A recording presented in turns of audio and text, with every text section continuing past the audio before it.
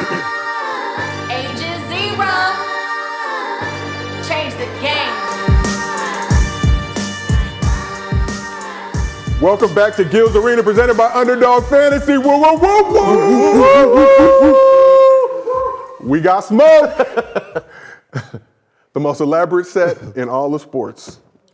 We got the legend Gilbert Arenas in the building. Oh, double smoke. We got Brandon Jennings back with freedom. Triple smoke. Josiah Johnson, just give me a baby smoke. I'll just hit it. All right, there we go. There we go. And we got a lot to get into today. Now, it was a great weekend for some. Shout out to those UCLA Bruins. Jaime and Gabby Jaquez became the first brother and sister to reach the Sweet 16 at the same school. Go Bruins! No, but some of us didn't even make it to the weekend, though, Gil. Bear down! For what? The Bears got down. I know you watched the game. How embarrassed were you to see Arizona as a 2 seed get smacked by Princeton as a 15 seed? Listen, it happens. It happens in a tournament. That's why they call it the tournament. But I'm not embarrassed. When you're playing against a team like Princeton that has a lot of moving and reacting inside that offense, which I know a lot about because, in Washington, that was the same offense I was in, the Princeton offense. So if you're not disciplined enough for that offense, it would just eat you alive. Yeah. Backdoor, cut and reacting. It's the same kind of offense that Sacramento was in the early 2000s. Was it 2003, 2002 with Bibby Nim? Yeah. Yeah, Baby Weber. That was that offense. Backdoor cutting, handoff, dribble, reaction. So you have to be really sound as a defensive team and offense, because if they come down and they milking the clock and waiting for you to get tired, and you come down and shoot a shot in 6 seconds and they come back down, taking 20-some seconds, that will eat you coming towards that fourth quarter. The second half. It's the only way nerds can stay in the game, unfortunately. It's a janky thing. Now, my older brother played at UCLA. After they won the Natty, they faced Princeton that next year. Mm-hmm. He got on the backdoor cut. He had a janky back, though, so I'll give him that. But he threw his back out the weekend before, and he's on that final play where dude makes the layup. But if his back wasn't janky, he would have beat it up. Not to say that we have stellar athleticism, but more than we're showing on the tape. All right, so now it's time for trust issues. So Jaylen Brown gave an interesting interview to the legend Logan Murdoch over at The Ringer that should definitely have Celtics fans concerned with his long-term commitment to the team. Mm-hmm. Now, Brown is set to become a free agent in the summer of 2024, and he's taking issue with his name constantly being mentioned in trade rumors. And he's also had some problems with a certain sect of Celtics fans. I'm not going to talk about Celtics fans in general, but Gil, you've expressed some of those same things. A little too free with the N-word. Now, if you're a black Celtics fan, you say the N-word, it usually has a my in front of it. Uh-huh. But for the other side, it's a hard R. It's a hard R. But Brown had this to say about his future in Boston. I don't know, as long as I'm needed. It's not up to me. We'll see how they feel about me over time, and I feel about them over time. Hopefully, whatever it is, it makes sense. But I will stay where I'm wanted. I will stay where I'm needed and treated correct. I just enjoy the time that you have now. If it's your whole career, it's your whole career. If it's not, it's not. Some of the greatest players of all time haven't finished with their organization. Michael Jordan retired a Wizard. So, question for both y'all. Gil, I'll start with you first. Will Jaylen Brown stay with the Celtics, or should he make his next move his best move and take his talents to another team? It all depends on what his journey is after his contract is over with. I guess just anytime you're being pushed into that trade block, players take it personal. So we'll see. It's hard to speak on what he will be thinking when that time comes. So all we can do is just say we'll see. We'll see. Jason Tatum is the guy though of that Boston Celtics team. So at this point, I feel like if they don't get it done, I think anybody can go besides Jason Tatum. So I think that's why his name is getting brought up. Also, he's a big value player. He has a lot of value. He can go to another team and be the guy too. So, we'll just see what Boston wants to do. But if they don't get it done this year, I can see them moving, just breaking that up because it's just running its course now at this point. You think so? Yeah, I mean they've been going at this for like what, almost 5 years now, right? But they only 24 and 25. And they've been tampering with the Eastern Conference Finals for how long? I think Isaiah Thomas was there when they were there, right? But they were only young. That's what I said, 24, 25, you give up on it already? It's like 5 years. 5 more years. No, I mean this ain't no Shaq and Kobe situation. No, but it's still a 24-year-old and a 25-year-old, so it's not like a 29 and 30. Yeah, but it's two guards. It's like, I think when it's that, like, you know, Shaq and Kobe was different, like, because you had a big and you had a guard. These are two wing guards that one probably feels like he's better than Jason Tatum. And then, you know, Jason Tatum feels like he's the guy. So, like, it's going to take, I mean, they haven't even hit their prime yet. And that's the sad part, because you don't want to get rid of one of them, and then 2 years later, he becomes him. That's how young they are. It's like, does this feel like a Westbrook KD situation in OKC? A young one? To me, that's why I'm like, okay, now after a while, it's like, okay, so if they don't get it done this year, then what? You gonna do it again? See, this is what I don't want to happen, where you leave so many good years on the table and then you're sitting back there regretting something. Because they're only 24 and 25, you still have, 7 more years before real decline. You don't want to get rid of that player that early. Okay, well, you can keep those two. Al Horford. Al Horford's almost. Fuck out of here. Okay. I didn't even know he was still in the NBA, to be honest. I'm just going to be honest. I thought he was He's still getting a check. I thought he was still like on his down end 6 years ago. But even if you do keep those two, what else are we getting though? Like that's still. Have they actually really had a team besides them two? Has any other player on that team can say we are the best or top 5 in our position?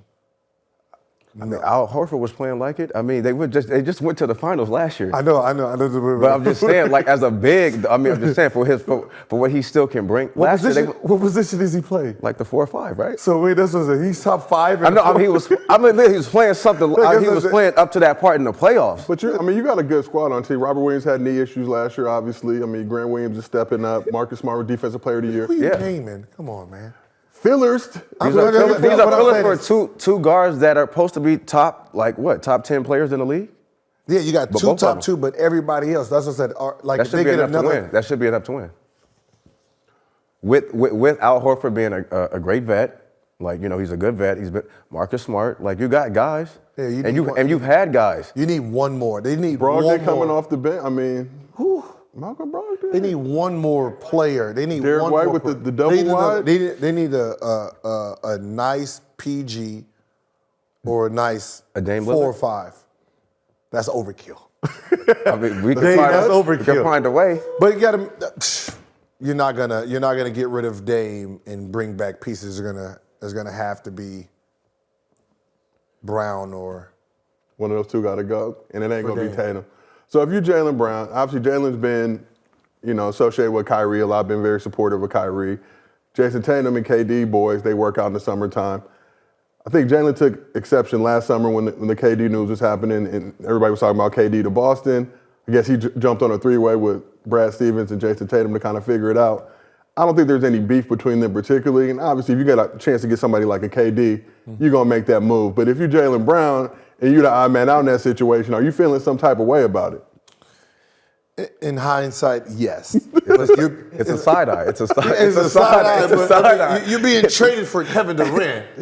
Yeah, right? but if you're Jaylen Brown, right, you think you're one of them ones, you don't care who it is, right? And he believes he's one of them ones. But that's what I'm saying. So you're being traded for Kevin Durant. We know that. Imagine being traded for Al Horford.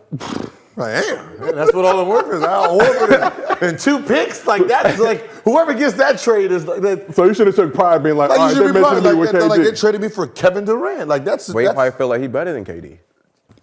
I'm telling you, these. Like, listen, I know our egos got to be high, but listen, you being traded, you being talked about being traded, you being on a trading block. That means you have value. Yeah. I wasn't on teams where, we were asking for trades, I can tell you that.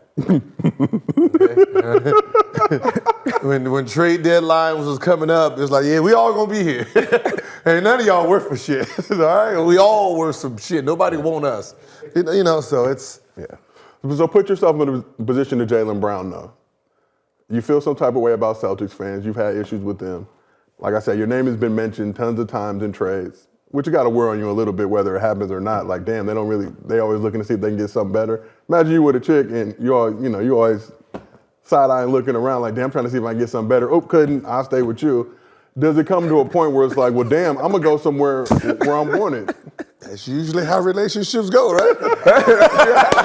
We over here trying to figure out how we can upgrade. But if you're him, do you think about, I won't even necessarily call it an upgrade, but I want to go somewhere else now where they're going to appreciate me and they're going to treat me like that guy. They're going to treat me like I'm Tatum. At the end of the day, you don't know that until you don't know that until you get there. They can tell you that they're going to treat you like that guy, and when you get there, you're in the same situation you are before. It's really the relationship between the coach, the general manager, and his teammates. You know, the outside noise is still outside noise, so you don't really care about who's saying what. If Tatum's saying it, if the coach is saying it, then that's when the real problem becomes a problem. So Brandon, you had an experience somewhat like this during your time with the Knicks. Talk about that a little bit. Oh, that's when Melo had the no trade clause in his contract, but they kept putting it out there every day that he was getting traded.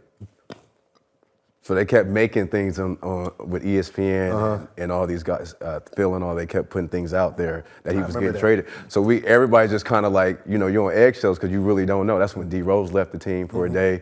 It was just getting like chaos. So it was like, but the whole time Melo's like, I have a no trade clause, so I don't know why. But we just had to keep answering questions and questions. They were trying to bait him. So I think that's what they're doing. They're trying to bait Jaylen Brown to say something. Like, well, if y'all don't want me, then I'll leave. Or, just say something because he's young. Yeah. So he's playing it right, though. But, they probably are trying to get him out. They're just trying to bait him right now. And it's always why? What is, unless there's just something under the hood that we don't know about. Because they haven't got it done, so they got to find somebody to blame. Then blame the coach. Blame whoever's picking the groceries. Because, you don't have a full, you got a new coach in there. What I'm saying, you don't have a full meal. You don't have a full meal. You got two good pieces. You got a defensive player. That's cool, but where's the offense coming from? Like, when you're talking about offense, if one player is shut down, where is the rest of the points going to be generated from? You don't have enough weapons. Like, I'm sorry. Like, Marcus Smart was a sixth man. He was a great sixth man.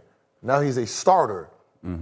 That's how weak the team is. But now you got Brogdon coming off the bench who could start on a lot of teams around the league. Then he should be starting to put the sixth man back in the six. Like, think about it just makes sense. Like, if he was a sixth man, that means who was in front of him that was better, making him come off the bench. The fact that he's a starter means the sixth man is even weaker compared to him. You know what they gave up on? Terry Rozier. Yeah. Terry, they should have kept Terry. Like, that's who they should have kept. Yeah. Should have kept Terry. Scary Terry. That's what's Scary Terry for a reason. Yep. But nobody's at the top is going to say, oh, it was our fault. So they got to figure out with the players. And since it's two young ones, that's top 10 players like in the league, let's just blame one of them. Yeah. You talk about a team, though, that was 2 games away from a championship. By all accounts, this roster has gotten better this season. But you're saying if they don't make that, they got to make it at least to the finals, right? And if they can't get out the East. It's kind of like we're in the same, we had a chance last year. I don't know if they're going to have a chance like that this year because, my Bucks are going. Chris Middleton back. He's not where he need to be just yet, but he is back in the mix. Like speaking of the Bucks, you see how they added new pieces, better pieces than the ones that they had before. Yeah. Yes. That's the same thing with Boston. They tried, but Gallinari got hurt. You know what I'm saying? That's what's up. But I'm just saying, they tried. Guys didn't make it to the season, though. Okay. I get it. Well, let's keep this thing moving. It's time to go 0 to 100 real quick. Look at these stellar graphics. Appreciate you, Underdog Fantasy. So, after the Mavs-Grizzlies game Monday night, cameras caught Kyrie Irving and Dillon Brooks doing the jersey swap. The only problem is Kyrie didn't want Dillon Brooks' jersey and left him hanging like a testy. You see it. Oh, the dab. Oh, you forgot something. Nope. Also, Woo. So he gave him his jersey. He gave him his. And told him watch out. Told him watch out. He said, "You want this one, Kai?" He said, "Ooh, I see you." Now Kyrie after the game said at some point he may want a Dillon Brooks jersey. Maybe. No. Okay, let's just be honest. Who was the fan and who was the star? Okay, so it's not like Kevin Durant. I mean, it's not like Kyrie said, "Yo, let's jersey swap." It's the fan saying, "Let's jersey swap." It's Dillon saying, "Let's jersey Let's swap." go a feature for a feature. Well, he didn't say. He basically said, "Yo, can I have your jersey?" And I guess Dillon probably thought that you can have mine too. It's like, no. No. You keep yours. Here's mine. You can have mine. You can have mine. I got a full suitcase. I don't need no extra luggage. But what are the chances, 0 to 100, that Kyrie accepts a signed Dillon Brooks jersey? At some point, Gil. Oh, we have the answer? 0. Like I thought silence meant 0. Like, come on. I need a number. 0. Yeah, I think 1. 0. 0. I mean, that's you. I'm taking off my jersey, thinking you want mine, and I'm like, and he's like, "No, I'm cool." I mean, that's better than some players. They would have just took it and threw it in the trash. Is that better though? I'd rather you take my jersey and then go throw it in the trash. That's in front of everybody. That's in front of like 20,000. No, 20,000 people saw you. Listen, I get it, but no one thought. No, I didn't think you was like. You asked me for my jersey. I didn't think you were gonna take your shit off and try to give it to me. But can you at least just take it and throw it away? Nah. I can't even walk 100 yards with it. Every other player that's in your position is gonna think it's a jersey swap. This was no jersey swap. All right, this was here's my jersey. Keep yours on. Throw it to a fan. Somebody. Here's my jersey. That's it. There's not a swap. Like listen, people with swaps. Listen. The same caliber players swap jerseys, okay? Superstar for superstar, right? That's a swap, right? If one's a superstar and you just getting into your career, just ask for his, keep your dusty shit on, okay? That's just law. Just keep yours on until you get to the level where, you can swap with stars. It's like, damn. Who's on Dillon Brooks' caliber for a jersey swap? Dillon Brooks. The JaVale McGee and Dillon Brooks swap. I'm pretty sure JaVale McGee might be like, I'm good, man. Yeah, I think I'm good, man. You don't even feel my size. I'm an NBA All-Star, man. I got rings. I got rings. Yeah. I'm on an Olympic team. I got a gold. Like Dillon Brooks is a second year. Third? Yeah, I mean, 3-year player. We're a 3-year, 4-year player that's averaging the same around. About the same. Yeah, I don't even think a rookie is. You got to stay in your class. Like, even if you're Trae Young, you're like, yeah, I'm good. Yeah. Now, Dillon Brooks been in the league his 6th year. Damn. And the fact that you thought it was 2 or 3 good, you set me up to make me look bad in front of our audience. You should say, wait, hold on. You should say. Yeah, it's been 6. He was drafted in 2017. So see, that's what sucks about the Grizzlies, because thinking about it, he's played well in these 6 years, though. Yeah, he's done a good. I mean, it's not like he's been a bum. He's played well, average about 16, 17, but you just don't know nothing about him until this Draymond Green stuff. So maybe he's smart on his side. He's trying to really, boost his name around the league. But let's switch it to you, Gil. Gil, you have a wall full of signed jerseys, an elaborate collection. Yes. Some of the biggest legends in NBA history. What was the hardest jersey for you to get?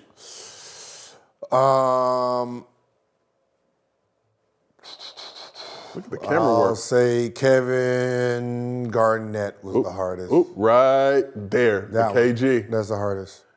Why? Because, one, if you beat them, he wasn't signing shit, right? If you lost, you didn't want no jerseys. So it had to be one of those, he won and you had a good game. Okay.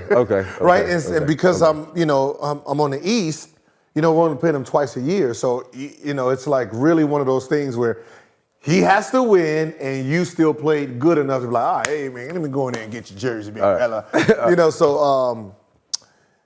It took probably a few years before I actually got his jersey. Because it just never timed well. When we beat him, he was like, man, nah, get that shit out of here. Did that happen? You said, can you sign my jersey? Get that shit out of here. No, I ain't signing shit. Right? It says straight out, I ain't signing shit.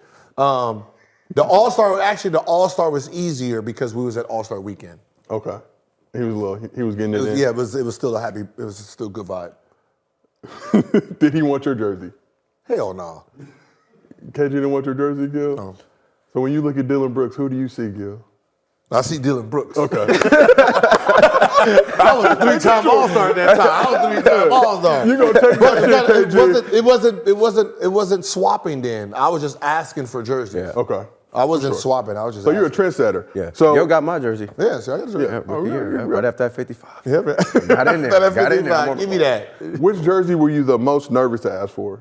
Might I even say, did you have the most fear asking for? Probably the LeBron football jersey. Okay. So there was fear with Bron. It was We're gonna get to it in a little bit, but it was more of a, you know, with certain type of players, you know, just asking them for the jersey. You know, you never know if it's like at the wrong time. You don't want to be. It's like asking for, you know, a girl's number at the gym. You don't really know when the right time is to do it. So it was one of those things where I don't know when I'm supposed to ask them pre-game, after the game, before the game. So you know.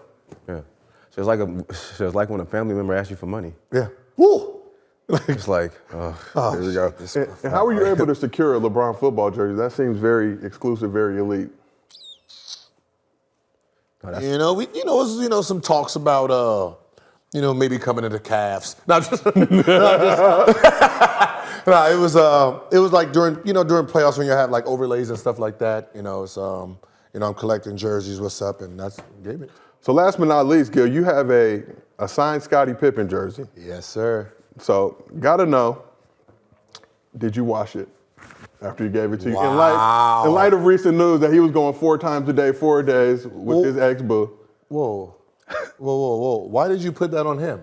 What? Why did you put that on him? I'm just saying, did you wash the jersey? No. You said 4 times a day with his ex-boo.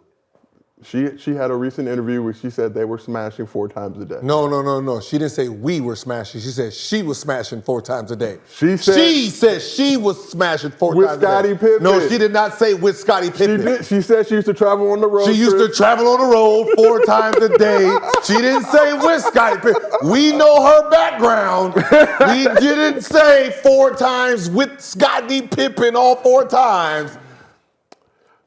Let's just be clear. So I'm gonna take that as you didn't wash the jersey, and now you got a little remorse. Hey, listen.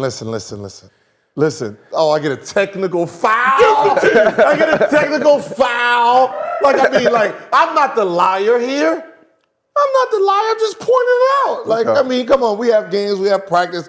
Traveling. She did have kids, so I don't know how she was having sex during having kids. There's just things that just says cap. Those are the just cap. Yeah, a lot of cap. Just cap.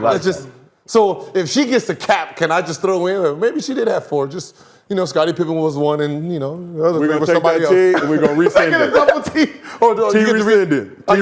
I get to take it back. You get to keep your bread. You get to keep your bread. Yes. All right, let's talk a little bit more about Dylan Brooks, but more specifically Klay Thompson. We saw this weekend that they got into it. Obviously, there's been a war word between the two of them.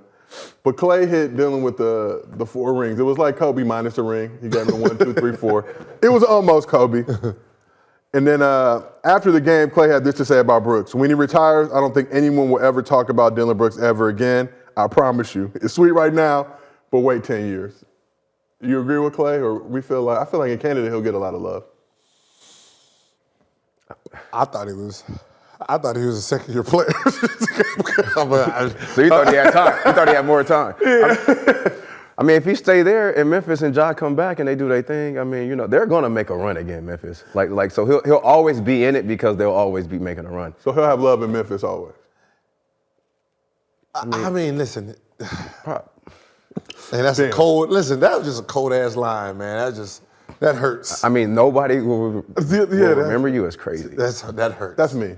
That's some shit. Damn, I wish y'all would have thought of What did y'all think about Klay doing the Kobe ring count clapback to Dylan Brooks? It seems like every time the Warriors are getting smacked this year, Klay's holding up the 4 rings to remind people. Personally, I respect it. I've never won an NBA championship, so I imagine if I did, I'd be letting y'all know about it all day, every day.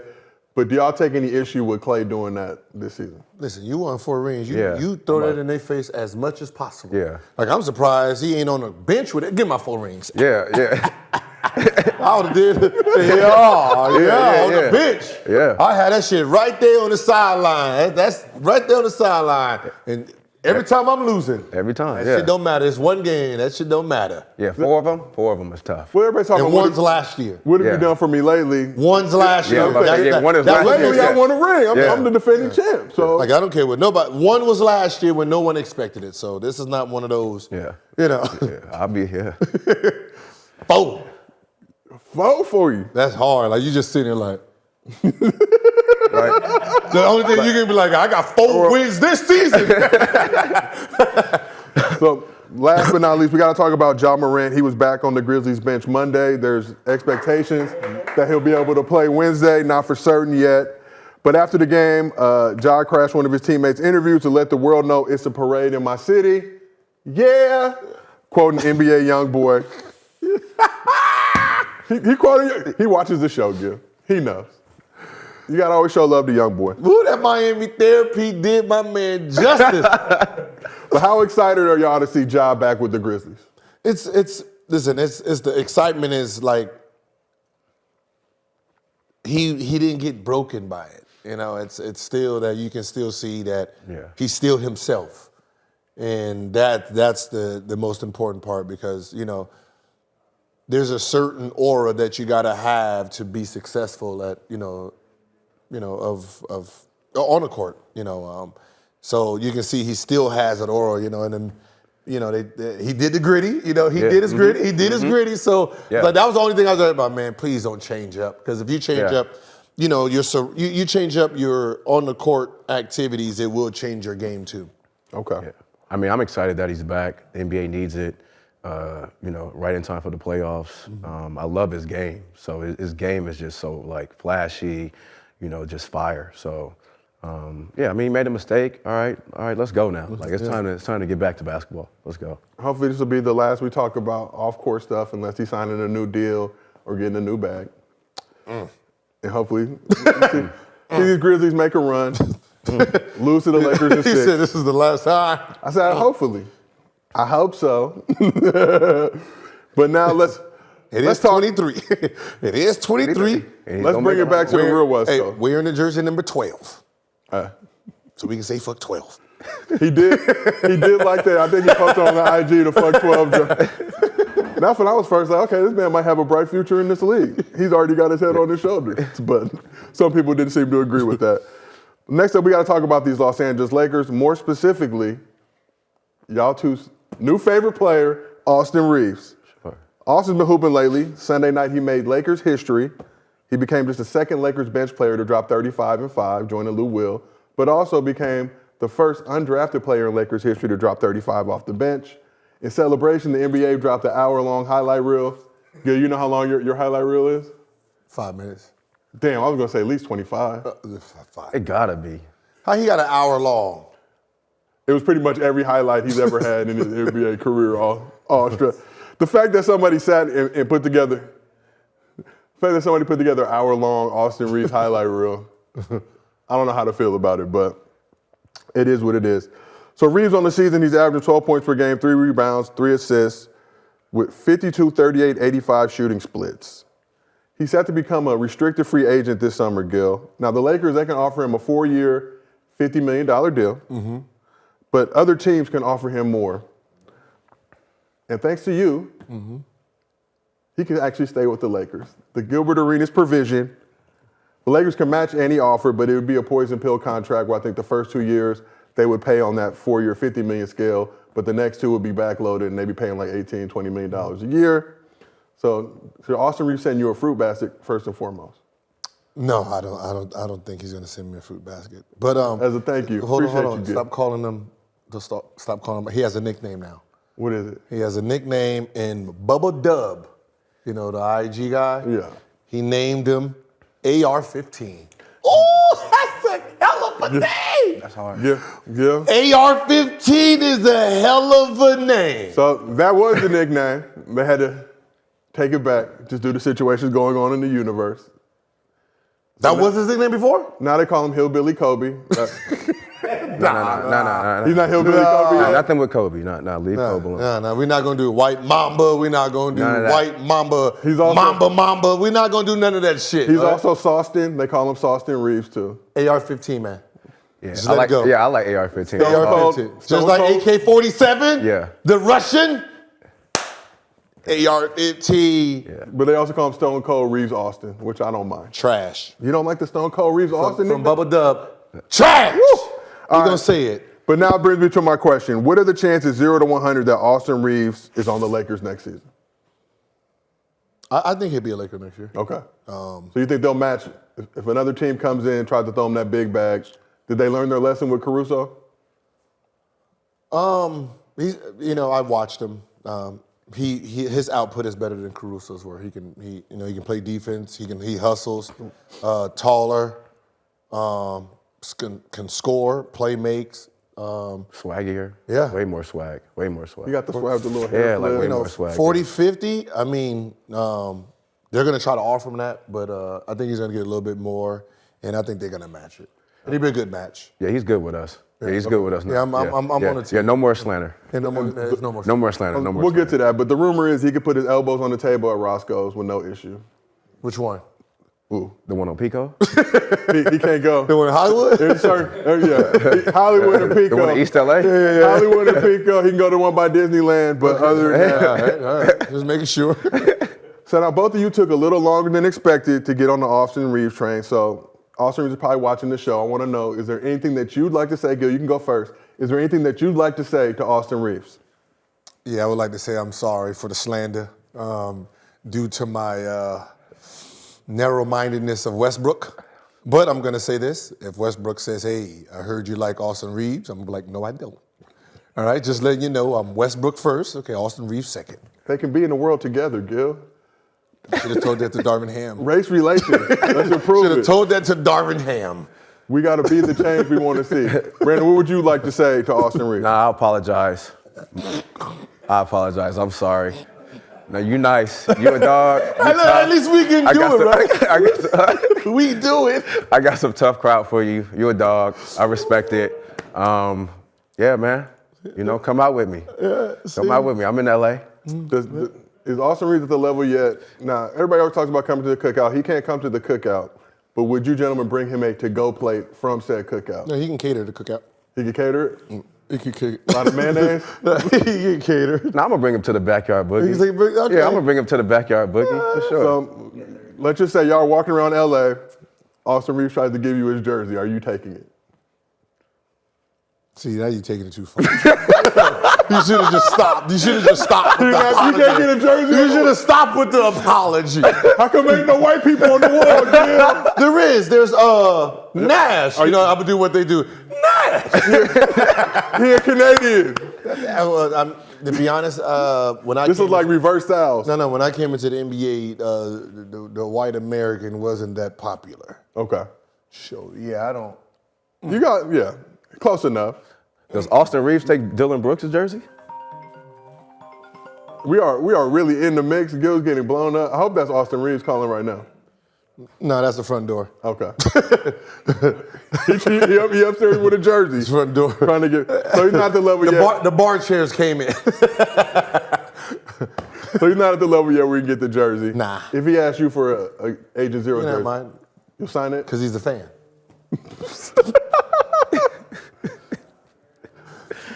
And then last question, how mad is Austin Rivers that there's a good player named Austin Reeves? It feels like he's taking the Austin. Wait, but come on. Listen, Austin Rivers was that dude in high school. Nah, mixtapes were phenomenal. Yes, he was that dude. And he did it without Pop's help. So, just sometimes the transition from, NBA to college, from high school to college to the NBA is just different. Sometimes you get put in a situation where you can't be the star and you have to be a role player, and sometimes it's hard to break out of that role. Like, you had Lou Williams who basically was a bench player his whole career, all because Allen Iverson came back to Philly, right? Yeah. So do people get mixed up with Austin Reeves and Austin Rivers or something? That's close enough. Oh, because they were doing that to me with Brandon Knight. Oh, really? Remember when Brandon Knight got dunked on? People used to at me like, yo, I saw you got dunked on by DeAndre Jordan and you missed the open layup. I'm like, I am not Brandon Knight. I'm nice. Hey, that ruined his career. Yeah, all that did. Yeah. All that did. Yeah. I am not Brandon Knight. I am Brandon Jennings. When he got dunked on, Did you see it in real life with people around the neighborhood like, damn, dog, like, bro, that wasn't me. Yeah, it's like, on Twitter, everything. I'm like, that's not me getting dunked on. Wrong Like, I did not miss branded, that layup because he had on a Bucks jersey and everything too. So it's like, man. nah. So I'm sure we're all some level of fear of getting dunked on, but let's talk about another fear. Now, LeBron's former teammate Mario Chalmers appeared on the Playmakers podcast and had some interesting things to say about Bron. Nobody fears Bron.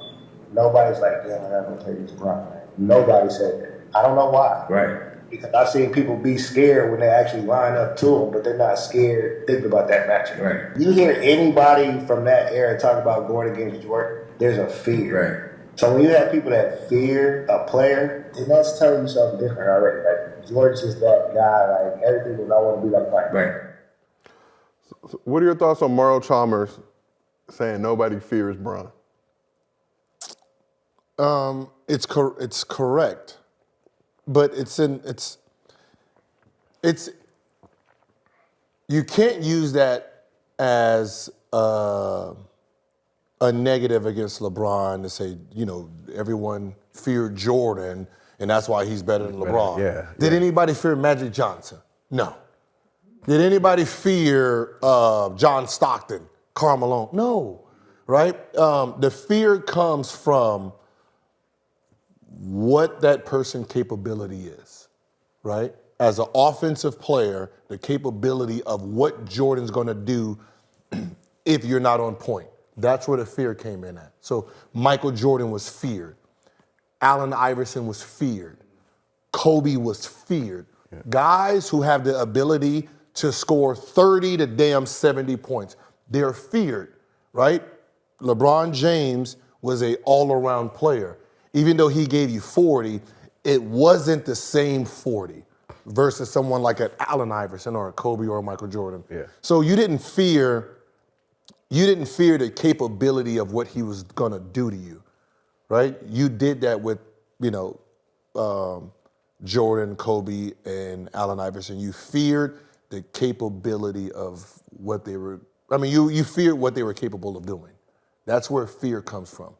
It's not fear, like I'm not afraid of a guy who's going to give me 29, 9, and 9. I'm afraid of a man who's going to go for 60 if I'm not careful. Okay. Yeah, like a Steph Curry. Yes. Like a Steph Curry's feared because it's like. So you think people fear Steph more than they fear LeBron? Him, yeah. Dame, yes. Yeah. But just from I'm gonna get cooked standpoint. Just because it's like that thing can get real ugly. Like it can get really ugly. Bron, he's more like he's gonna pass. He's gonna it's like you said, his 40's not gonna I think too as a guard though. As a guard, we're like this dude dropped 50 on us. 40, it's like damn, you can't kind of come back from that. Or you like when he scored that 55, all the guards I had to guard him after that was like, oh shit, who's the young fella? Like it puts him in a whole different, because now we can see what his capability is, right? So it just changes. So saying that no one feared LeBron, you're right, but no one feared 90% of the greats. Yeah. So you talked about No one feared Duncan. No one feared Tim Duncan. You talked about Brandon dropping that 55 piece and other guards being afraid. Gil, were you one of those guards? Yep. Who guards him? Who's guarding him? Me. I'm not guarding. But why would Mario Chalmers say that anyway? Because he's there. But it makes sense. It does. But what is the point though of it? No. Like what's the? Because they're trying to everyone's trying to justify why Jordan will be better. Like it's two different animals. I couldn't wait to play against Miami, but because of Mario Chalmers. Yeah. This is gonna be easy night. And he was a defensive player, but it's easy night. And I remember Bron and them used to be like, what you gonna do tonight? Yeah. Easy 30. Yeah. And he so played Bron will defense. ask you what you were gonna do to Chalmers. No, I'm just saying you could just tell they would be getting frustrated. Like you gonna stop him? And it's like no, it's like. But the team, their team was great. When he says nobody fears LeBron, I also want to know how many people was he talking to before the game? Like, yo, dog, you fear LeBron tonight? Like, I just don't feel like those were conversations. No, they're not conversations. Listen, it's not conversations you're having. It's just the way the game is played, right? Like Shaquille O'Neal was feared. Yeah. Right? Shaquille O'Neal was feared. What about Tim Duncan? Hakeem was feared. Tim Duncan, no. No fear for Tim Duncan? No, David Robinson, no. The game was so boring that there was no fear. Just, all right, he's going to give you the 25, 27. You know who I feared? Derrick Rose after that. Derrick Rose. That's after that second year. We had to play him 4 times. So I got him 4 times that year. And I used to just be like, man, like one of them go to bed. And he had that taking over in the fourth. Every time. You knew every fourth quarter he was coming over to take over. And that's just the fear. Like, I think he had a game winner on me. Right. No one, like right now, no one fears Luka. There's no fear that he's putting in. No one fears Joker. They fear Giannis. They're gonna fear Embiid. It's just the capability of what you can do. And not to say that Joker 30 piece will, the Giannis, because Giannis can give you 40 or 50. But his 20, the way he play, his 20 seems like 40. If he comes and he dunks on you 4 or 5 times, and them the and ones, it makes it look like he's done ruined your whole life. Okay. That's where fear comes. When you say it's less of Joker driving the lane, I know I have a chance. Do you think anybody feared Jason Tatum or Jaylen Brown? Not right now. No. I think you fear LeBron KD. might. You fear KD. He almost called LeBron. He called LeBron once, almost called him again this season. But fear? Fear. Just when he's driving down the lane, if he's around the hoop. People fear guarding Kyrie. Yeah. Because he's gonna embarrass you. Do you feel like other than Steph, Kyrie's probably the most feared guard at this point? Dame, he will cook. What's so funny is I think Dame is more. I would think Dame is more feared than Curry is. Ooh. I don't think so. Because with Curry, Dame is going to give you all 60 points, him having the ball coming at you. Curry is going to get off the ball a little bit. If you're relaxing and kind of, like I would rather guard Dame than Curry because Curry's going to score in too many different ways that it just irritates you as a player. Maybe guarding Curry at the half. Yeah. I know. That's what I said. It's like at half. Like I mean, Dame is there too, though. Don't get me wrong, but it all depends. Like I'd rather be scored on just like you doing it all here versus here drive. God damn it, like coming off and it's because you're gonna get tired doing it too. Yeah. Like I'd rather have the 60 and like all right, I still can do something back. With Curry, it's like he's just gonna take everything from you. So Brandon mentioned Derrick Rose. Who was a player amongst that list? We know the usual suspects. Who was somebody maybe that people wouldn't expect that you actually feared guarding? I feared. Yeah, actually, I did fear Barron. Barron was nice because Barron had more in his game than he put out. If Barron wanted to score 30 a game. With the way he played his body size and he can post up and he had that bop in his game. You couldn't guard him, but because he was actually still under the pure point, so when Barron went, he was still looking to dish off when he had easy layups. So, when you get into the game, you're like, which Barron is coming today? Yeah. Nash, you feared Nash because, I hated that pick and roll. I hated that pick and roll. I think I don't know if he was in the league. I want to say Lindsey Hunter was in the league when I was in the league still. I used to hate playing against him because he's 94 feet, pick up full, just fierce. Like God damn, man, here we go. Like I hope I'm not in the game with him. Just annoying. Like some of the annoying players is just fear because he's like, man, all right, here you go. You coming up in here. So Lindsey Hunter's last year was 09, 010. That was my rookie year, so yeah. Okay. I don't know if he played much. But just seeing it. And then, you talked about Barron. I think Barron probably one of the more underappreciated hoopers. You talk about him at UCLA, but tore his ACL, was able to come back, still be a number 2 overall pick after that. And that's back when the ACL injury was a big deal. Like, career-altering, career-changing, and still carved out a great career in the league. So I feel like BD don't get his flowers enough. No, he don't. Like he was feared, man. What he used to do, what he was capable of. Like it was one of those guys that just got anywhere he wanted. And we never got to see like his whole full output. Yeah. Yeah. This is what Barron is this? I'm saying before the injuries, like before. Oh, before the injuries? Yeah, before he was unreal.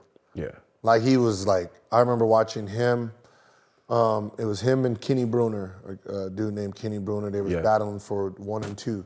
Kenny Bruner was more just a straight defensive guy, and then he was just a real nice playmaker, like really like great playmaker. And Barron just grew, and then now the bounce came. You know, now the bounce, and that's what elevated Barron over Kenny. And just the way they were just both shifty and got through picks, it was just different. If Barron would have had just a scores mentality, he'd have been hard to guard. He was already hard to guard, but he would have been. And he was big posting, big posting, play D, everything. Like, I heard like healthy. They said BD top 5, top 5, yes. top 3, something like easy. So fellas, got to shift gear. Obviously, we do this show live on the fly. Just got some news reported on the sadder side. Willis Reed, Knicks legend, passed away today. So one of the 50 greatest players in NBA history, inducted in the Naismith Hall of Fame in '82, two-time champion with the Knicks in '70-'73, two-time Finals MVP, most valuable player in the NBA, 1970. Ooh, this is a tough one. I just want to know, obviously, this was before our time, before our generation, but just what are your thoughts on Willis Reed as a hooper and what he meant to the game? I actually have, I think I have a Willis Reed jersey. You always want to give it up to, the veterans who paved the way. It's sad, he's in, basketball heaven. And, you just want to just always give a shout out to, some of the vets that just moved that needle for, the future of us. It's really sad, especially when you're a hooper, you know what I mean? Yeah. It's like we just feel that we're gonna live forever and ever when we were still human. So, this is a. So, Brad, you're a former Knick. Just the great tradition that Willis Reed helped establish with those Knicks basketball franchises, the winning tradition. Yeah, mine don't really go back that far to the '70s, but I mean, from his resume, what you said, I mean, I always like to give respect for who came before me for the game. So, but like you said, he's in basketball heaven, and but from that resume, he was putting in a lot of work, putting in a lot. Oh, dude, didn't even play that long, but that's how the game goes. But yeah, we just want to send prayers out to Willis Reed and his family, man. Willis Reed passed away today. Yeah, this is tough, but we're gonna keep this show moving. And the last thing we got to talk about, off of this, another kind of sad story, talk about Lonzo Ball. So Lonzo just underwent cartilage replacement surgery on his left knee Monday. This is a procedure which he believes would give him the best chance to return to the court, where he hasn't played since January 2022. Now Ball is aiming to become the first ever NBA player to return from cartilage transplant surgery. So, 0 to 100, what are the chances that Lonzo Ball plays another NBA game? 100. Okay. All you need is one game, right? You got to play one more? That's it. What's up with all these Debbie Downer ass stories, man? Yo, this is NBA news. We are an NBA show. Damn. Lonzo Ball is a SoCal legend. Chino Hills, not really LA for those who might get confused by it. A little bit in the cut, adjacent. You can get there in about 50, 55 minutes with proper traffic. I hope he does come back, but still with this time, you're still taking it easy and things like that. But I still feel like he should get into other things in life now. I don't think he should wait. Let's say that surgery does come back, he can play. You still just don't know though. And I think just for a lot of young guys that deal with injuries or dealing with things that, can get you off the court, you got to find something else to still be creative outside of basketball. Just because things like this, you'll never know. So even if he does come back, if he doesn't, I just know that it's still more into life. It started off with his foot first, right? So I think he had. So let me At give the you. beginning, was it ankle injuries? Let me give you the timeline for Lonzo. We got the notes. Hold on. So he hasn't played a game since January 14th. Had surgery to prepare torn meniscus in his left knee. He was supposed to be back 6 to 8 weeks. Ended up missing the rest of the season. Continued to have pain and discomfort over the summer. Had a second surgery in September. And now they're saying that this surgery could cost him most, if not all, of the 2023-2024 season. So he had a meniscus tear that didn't heal right. They said repair torn meniscus. He ended up missing the rest of the season for that. He continued to have pain and discomfort. Wasn't able to really jump and run, work out on the knee, like he was saying. So I gave him a second surgery in September. Like second meniscus tear surgery? I think just to repair it or to go in and clean it up. Okay. And now he's had cartilage replacement surgery on that left knee. Huh. So that's 3 in about a year.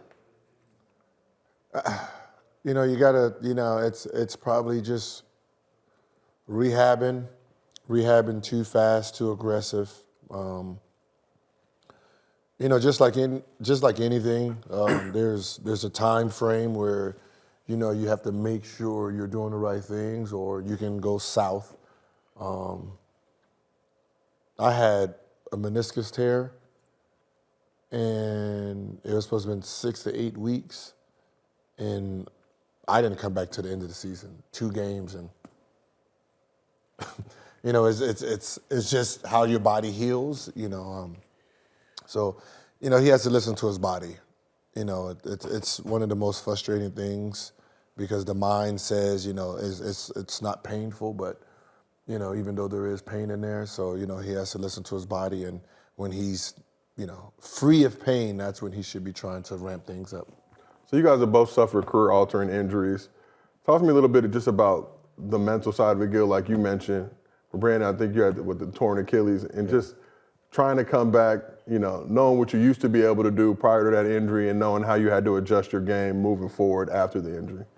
I think with my Achilles, man, I was the first time I had to sit down. So I just started getting buck wild a little bit. I was partying, just trying to find different things just to do, because that was the first time, like I said, I had to sit down and not be able to play basketball. So I started getting to other things in life, and it kind of took me away from basketball a little bit, because I was starting to get into other things. Came back, of course, I played that year, still didn't feel right, got traded to the Knicks. Things just started, the mental part happened. What messed me up mentally was just the moving around a lot, not knowing, coming off the bench. That wasn't new for me. That was new for me. So just different things I had to go through outside of basketball too, it was tough for me though, for mine. And was the mental harder than the physical, or how would you compare those two? I think it was the mental. Physically, I was fine. But mentally, I was so into a different space. I just wanted to do other things. I was just ready to do whatever I wanted to do at that point. And Gil, how about yourself? Obviously, your game relied a lot on speed, change of pace, that bop, as you like to say. But then getting those knee injuries and now trying to come back.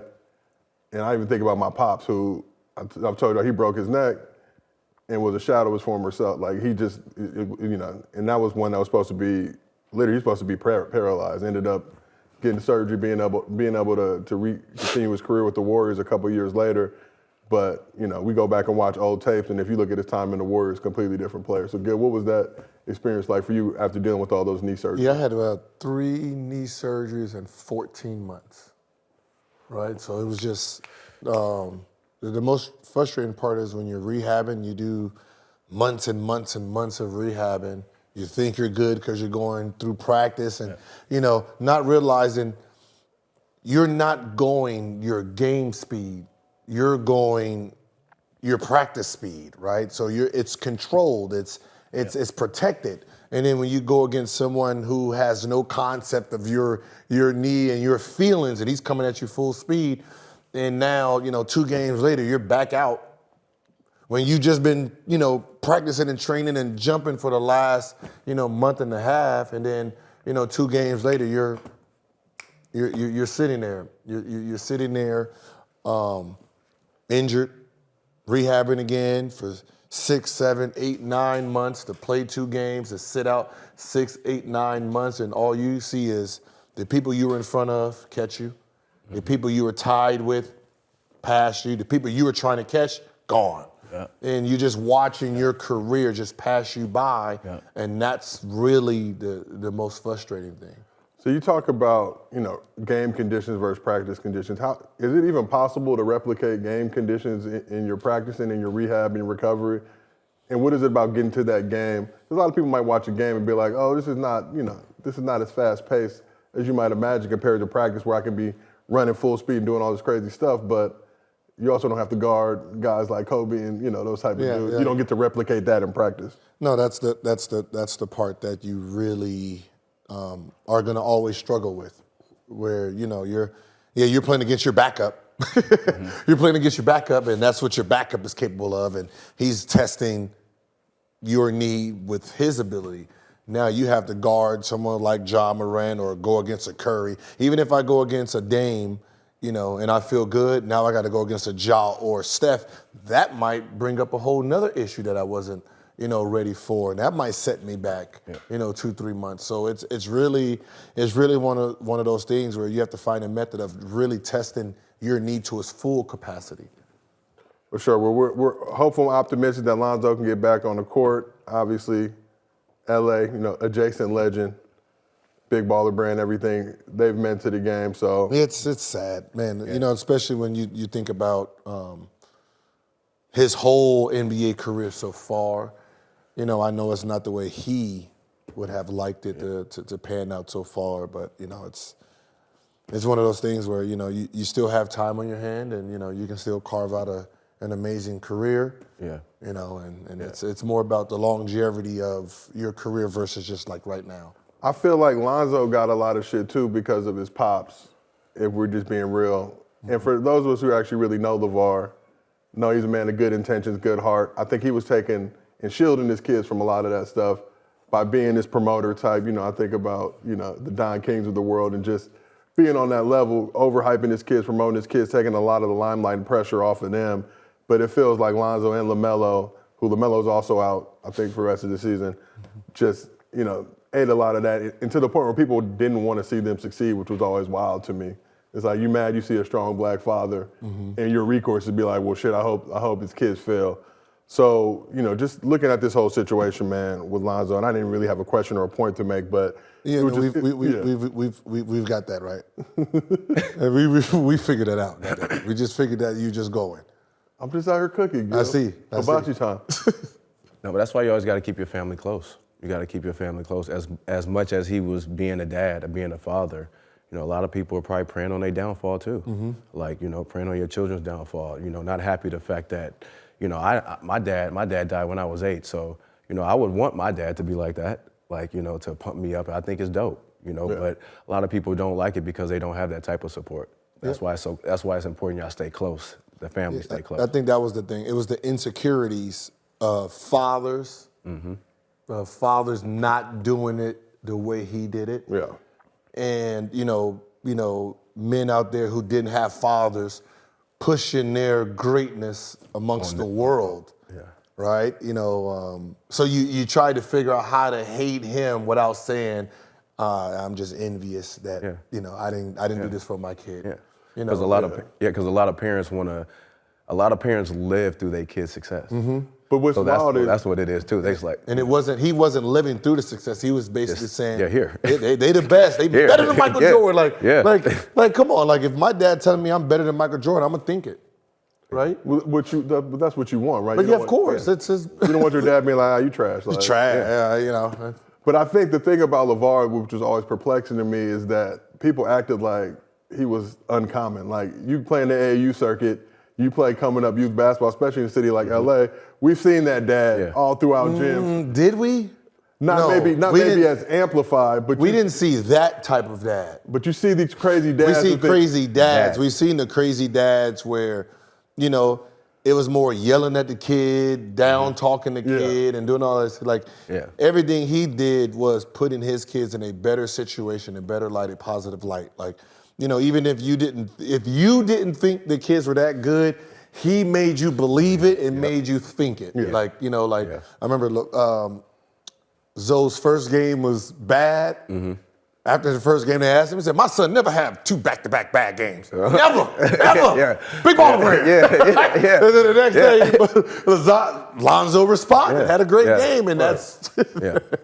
That's how it was. I mean, I feel like you got to rock with them, though. Looking what they did at Chino Hills, I think they finished #1 in the country and putting that school on the map. Like, with those squads they had, the style of the ball that they played, kind of reminiscent of LMU back in the day with, like, the Paul Westphal, just putting up, 100 points, LaMelo dropping 92 in games. But even I got to see Lonzo, Jello, and Melo. I think Melo was a freshman. Mm-hmm. And the way those three dudes just on the court, they played, and it was a funky style, obviously a style that wouldn't translate to college or the league. But you're looking at Lonzo, and it's like, Lonzo's this dude. He was always the level-headed one, kind of the quiet assassin. Jello quiet too. LaMelo, obviously, the more out there, kind of outrageous personality. But to get two sons selected in the top 3 in the NBA, I think that means, we should give LeVar his flowers. No, I mean, he really do deserve his flowers. He did his job. He got, 2 out of 3, second-round picks. Right, they both were second-round. Number 2, number 2 and 3. Yeah. No, I think both 2. Right? Both 2.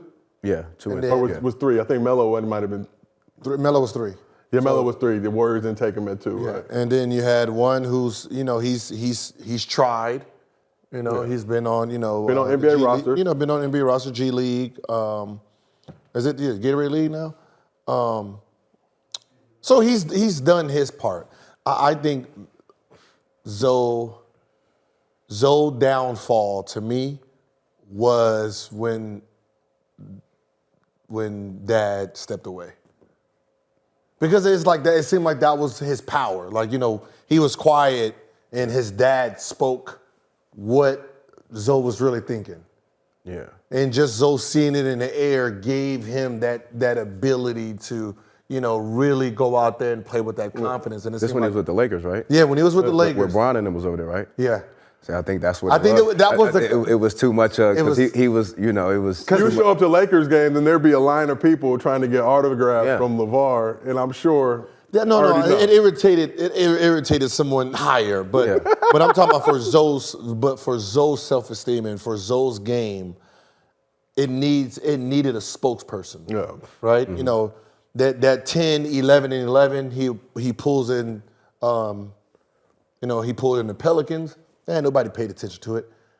With LeVar speaking it, it made it seem like all world and all the next coming. And I think that's what when Zoe lost his mouthpiece, it kind of just made him feel normal again when he really wasn't. That's right. I never honestly thought about it like that, but that's a real way to approach it. But really, he needed LeVar. As much as we try to act like everybody, his dad needs to stay away. That's his dad. I mean, at the end of the day, my son's made it now. I'm gonna say whatever I want. Say whatever I want. What you gonna do? Yeah, 4 points. It was the most amazing 4 points whatever. the game has ever seen. Whatever.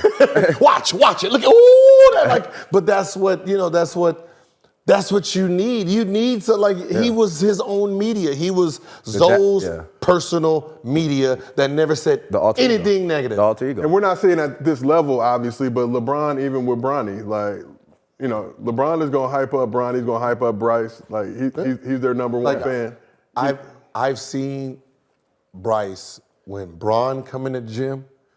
It's like it was just like this ultimate just boost pack that came in. Boom! Mm-hmm. Soon as he hit the 3, like it's like even if Bryce was like 0 for 7 and Bron walked in, 14 for 14 next 14 shots. Yeah. Like it was just one of those things where some dads and kids they need it. Yeah, they got. It's like when Bron walked in, Bryce be like, it's over now. Yeah. It's over now. Yeah. All like you just like, yo, like. Yeah. It's amazing. But you're gonna get some coaching too, because Bron gonna tell you, he gonna. No, Bron never really they never really tried to for my. All I'm saying is and I'm sure you're probably in this position now. Like you got your coach. No disrespect to high school coaches, but if it's between a high school coach and a Hall of Famer or a high school coach and a 3-time All-NBA player, if you tell your son to do something, I'm sure he's gonna gravitate and listen to you. No, facts. But I'm not gonna. But I don't tell my kids stuff that goes against the coach. Okay. Like me, it's like you got to run and get back on defense. Like why you didn't do this move? You're supposed to. Like mine is just plays that are going at the same time. Yeah. Like if the coach calls some play and I'm like, No, don't do that. Like, No, I don't think it's ever Yeah, like, no. no, don't pass to him. Like, Yeah. I can never do that. it's more just encouragement or stuff to think about from a one-on-one standpoint, as opposed to you ain't telling them like, hey, don't run that play. No, just be 1-4 like, flat. You know, just be like, yo, get back. Hey, back cut. Stop just standing around. Yeah, for sure. Move. Well, look, fellas, that's all we got for today. Appreciate you, the Underdog Fantasy, as always. Woof, woof. Whoop, whoop. We'll be back tomorrow, so don't meet us there, beat us there.